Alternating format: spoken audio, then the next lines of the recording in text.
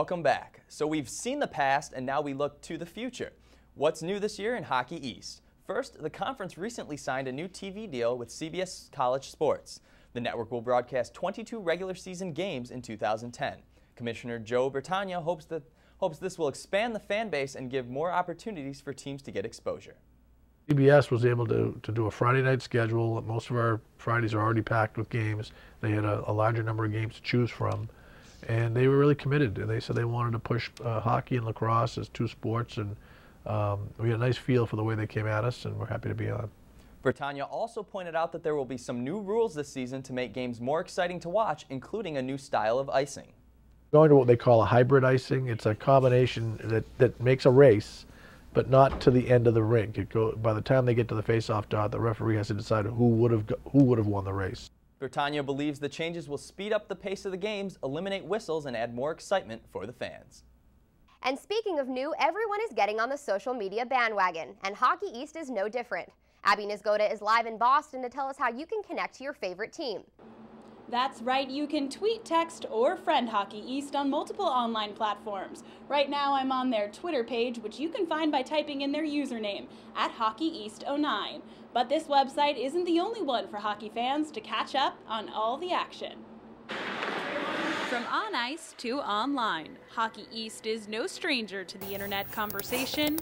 Just ask Commissioner Joe Bertagna. We've got Twitter and Facebook, and we're trying to stay up with what we should be doing. After 13 seasons with Hockey East, he's doing a whole lot when it comes to social media. Log on to their YouTube account and you can relive the action for yourself.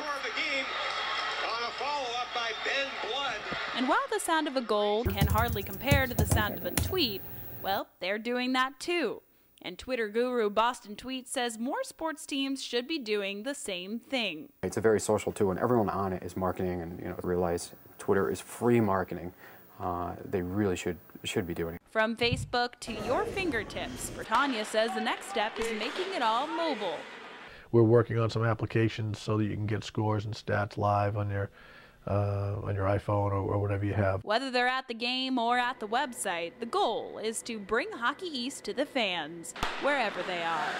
All those things add up to reaching out to the fans, and when they come and see who you are, to want to come back.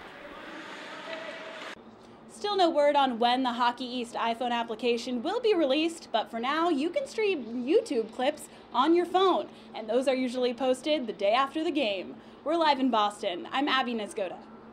Thanks, Abby. 2 years ago, the Riverhawks were flying high. UMass Lowell surprised many as it finished as the runner-up in Hockey East. However, with big expectations last season, those Riverhawks fell into the river. UML was knocked out of the first round of the playoffs and now faces a year of rebuilding. Goaltenders Carter Hutton and Nevin Hamilton, who helped the Riverhawks to the best scoring defense in the league last year, have received their degrees. UMass Lowell will rely on 2 freshman goalies this season to help keep its defensive success intact. In sports, it's all about what you do in the regular season. Just ask the UNH Wildcats and they'll tell you you're wrong. After a close race, the Wildcats defeated Boston College at the end of the regular season to take the #1 seed in the Hockey East tournament. However, they fell short of the NCAA tournament after getting beat in the conference playoffs by Vermont. The Wildcats have a strong core of offensive threats returning this season, despite losing Hobie Baker, candidate Bobby Butler. The question will be in the net as junior Matt Girolamo will be put on the mask. And before we preview our top 3 teams in Hockey East, we pause to take a look at what surprises could be in store this season. And to do that, we bring in Dave Hendrickson, Hockey East columnist for U.S. College Hockey Online. So Dave, first, who do you see as a potential sleeper team in the conference this year? I think probably the one team that people aren't really giving enough credit to is Merrimack, in part because they've been one of those perennial cellar dwellers, or at least for quite a few years. But they should be a pretty good team this year, and I think their performance this weekend gives a pretty good indication of that. They played BC very close at BC and lost by a goal, and then they beat them back at home. So they're one of those teams that I think are really going to go and sneak up on people. Whose high expectations will not be met?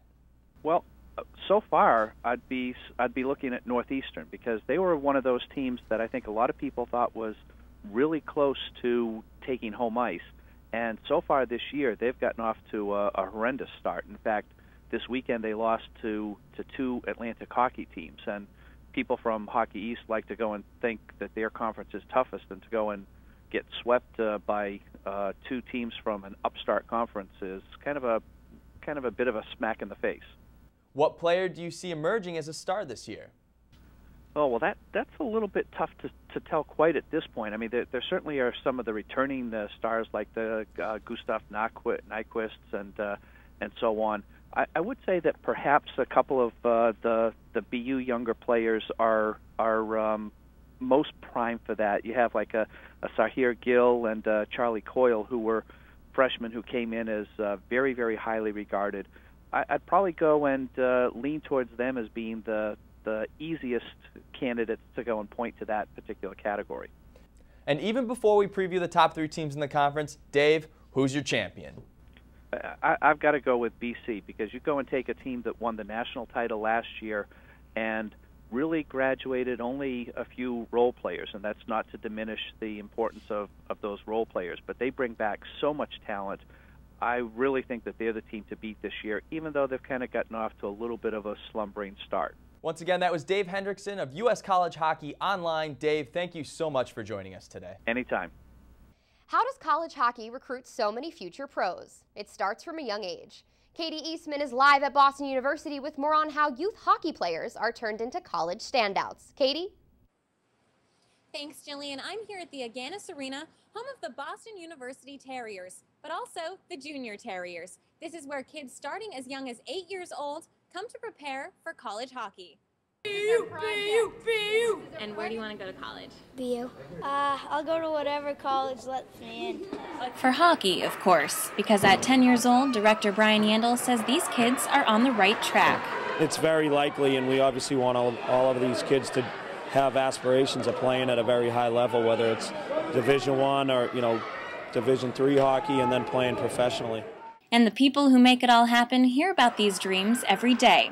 The parents. Whoever won last year for the NCAAs, I have no idea, but that's where he wants to go, yeah. In order to get there, the elite teams have games and practices every week and are required to go through summer training sessions. But assistant coach Brian Murphy says it's not all about the skills. I'm sure everybody here, you got to want to do it. If you're not passionate about it, if you don't love it and want to do it, when you get to those upper levels, it's serious business. I mean, college especially. For right now, the serious part sometimes gets left behind. Go Boston Terriers! Yeah! But they've still got a while to perfect the passes and block the shots. We're here to have fun. If they're not having fun, then it's not really worth playing. Now, these kids do have to try out for the elite teams, and the process isn't easy. Director Brian Yanlin says they just want to be ready for the future of Hockey East. Reporting live at Boston University, I'm Katie Eastman, WEBN Sports.